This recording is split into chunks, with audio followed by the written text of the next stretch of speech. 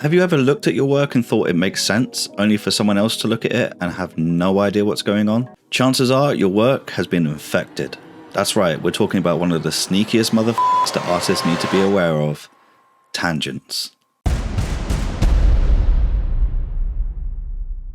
So what are tangents? Well, they're lines from two different objects that are either incredibly close to each other or are actually touching. These are the lines that confuse the viewer, they can flatten your image, and they can destroy all illusion of depth that you're trying to create. One of the main reasons that tangents are so effective at ruining your life is because we see things through shapes and silhouettes. And when we look at an image, we're not looking at it for very long. So the information that we absorb needs to be as clear as possible. Now, you could probably find a million different examples of tangents and they probably all have different names, but I'm going to focus on three. These three are the ones that I've seen the most often, and they're the ones that I've fallen victim to myself. They are the shared tangent, the kissing tangent, and the point tangent. I've seen some artists name these tangents differently, but this is the way that I remember them. There's an amazing Tumblr guide on tangents that I'll link to in the description, so I definitely recommend you checking that out. I also recommend that you subscribe because it might help you. It will definitely help me. So, on to the first example, the shared tangent. This is probably the most common tangent, and it's where two objects share one line. If we look at this sketch here, you may have already been able to spot a few tangents. The most obvious one is that the side of his arms are sharing the same line as the middle portion of the house. This can cause a bit of confusion, and it actually destroys the middle portion of the house for me entirely. It almost becomes lost and is eclipsed by our character. It's probably the most important part of the house, and yet a good portion of it is being shared by the character. Let's look at another example with another type of tangent. The kissing tangent is when one line touches another line. It's like the lines are kissing, hence the name. I've used a frame like you'd see in a comic as the example here because it can be something that is overlooked. Notice how the point of her elbow is right up next to that frame. It makes the entire character seem boxed in with no space to breathe. My choice of background or text is incredibly limited now. If I move her over, you can see the difference a bit more clearly. The second version looks much more appealing. I also threw in some shared tangents like the bottom of her shirt lining up with her hand and the back of her hair lining up with her ear. This is the same character except one has tangents and one doesn't. The point tangent is when the point or the apex or the top of one object is parallel to the point of another object. Most of the time this is just bad composition and makes things look a little bit less appealing, but it can cause confusion as well, like this.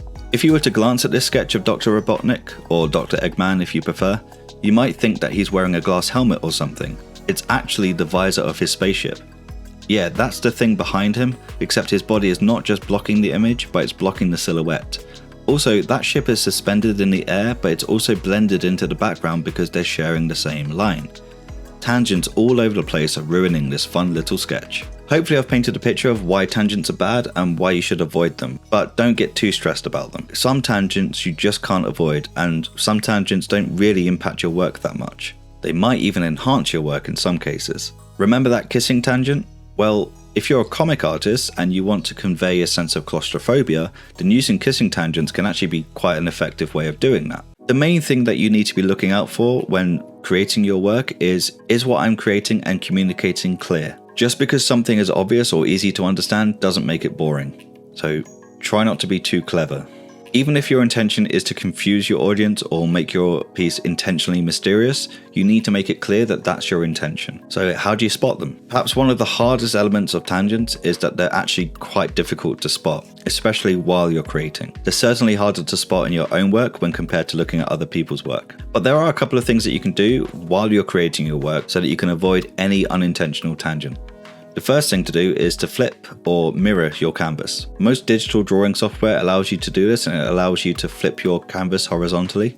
You may have noticed that a lot of artists do this if you look at any speed paint drawings, that they'll flip the canvas quite a lot. And that's a really good habit to get into, and it's something that I need to do a lot more, but I don't, but I should. And the reason that this allows you to spot tangents more easily is it gives you a fresh perspective on your drawing. And this doesn't just reveal tangents, it reveals perspective mistakes or proportion mistakes or things just aren't aligned properly. Flipping the canvas can reveal that to you. And if you do this often, you'll save yourself a lot of headaches in the future.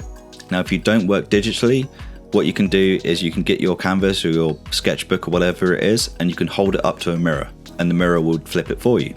If you don't have a mirror, then you can turn your canvas upside down, and that does a similar thing, although it's perhaps a bit harder to spot because things are all upside down. But it's still an effective way of gaining a new perspective on your work and not getting tunnel vision. The other thing that you can do is look at your work from a distance. So if you're digital, you can just zoom out. And if you're a traditional artist, you can just put your sketchbook up and then walk away a couple of feet and then look at it from a distance. If your composition still makes sense and you can make out the major forms, then you're good to go. If things look a bit confusing and like things are combining into one shape when they're not meant to, then you may need to readjust your composition, and tangents may be at large and you need to eradicate them. The final thing, and probably the best, is simply through experience. The more you do this, the more easier you'll be able to spot them, and they won't cause as many headaches for you. That's just how skills work, I guess. But being conscious of tangents early on will give you that edge. Remember, despite what I've said, tangents aren't the worst thing in the world, but they can cause unintended consequences if you allow them. I've been Brinkley, have fun drawing, and I'll see you in the next one. Thanks for watching. Did you know I have a website? It's got my comics, illustrations, and my blog, which is updated weekly. It also has free downloadable resources for beginners like perspective grids, tutorials on things like value, as well as my own custom brush packs. Did I mention they're free? They're free! Check it out in the description and sign up to my email address so you can be the first ones to see the updates.